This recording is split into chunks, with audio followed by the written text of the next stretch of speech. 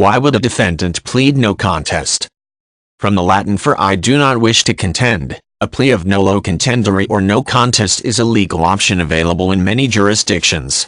A no contest plea is not a confession of guilt, only an agreement not to dispute the charges in court. A defendant may have any number of reasons to plead no contest, especially if a full public trial appears unwinnable or the defendant faces a civil suit based on the same charges.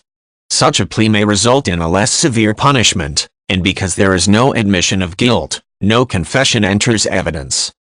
If a defendant enters a plea of guilty, the judge will compel him or her to provide all of the details of the crime, a process known as allocution. The judge may also hold a private meeting called a colloquy to make sure the defendant understands all of the ramifications of a guilty plea. If a defendant decides to plead no contest, however, he or she would not have to provide such a detailed confession.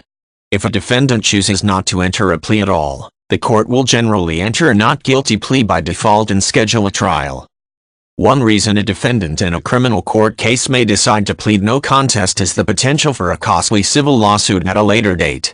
By pleading nolo contendere to a relatively minor criminal charge, he or she could pay a fine, spend a minimal amount of time in jail, or perform community service. Only a few general details of the criminal trial proceedings could later be brought up in a civil trial.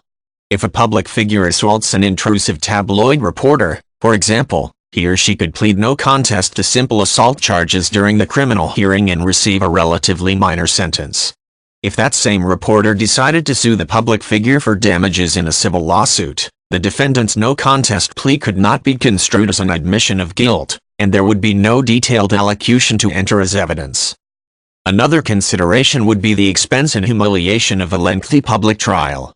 A plea of not guilty implies an assertion of innocence. The defendant maintains that he or she did not commit the act for which he or she has been charged. A guilty plea may help the defendant avoid public exposure of his or her criminal act during a trial, but it also commits the defendant to accept the will of the court during sentencing. Pleading no contest carries the same weight as a guilty plea, but the penalty phase is often more immediate and less harsh than a finding of guilt by a jury. A defendant may also plead no contest in order to spare others from the stresses of court appearances and potential testifying. Quite often a defendant will plead no contest at the advice of his or her legal advisors. If a trial appears to be unwinnable based on the evidence, or the potential sentence would be exceedingly harsh, a defense attorney may suggest a plea of nolo contendere as a workable compromise. Under certain conditions, a defendant may also enter what is known as an Alford plea. Unlike a plea of no contest, an Alford plea is a plea of guilt, but the defendant still asserts his or her claims of innocence. The defendant is still considered convicted, but the conditions of the plea can be challenged during the appeals process.